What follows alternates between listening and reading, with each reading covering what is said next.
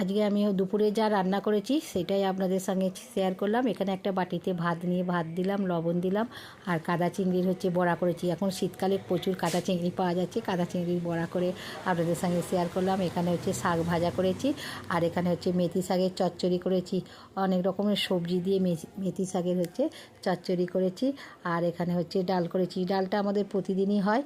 আমার ছেলের ডাল লালে চলেনি, ডালটা করতেই হয় আমাকে প্রতিদিন, আর চাটনিটা করতেই হয়।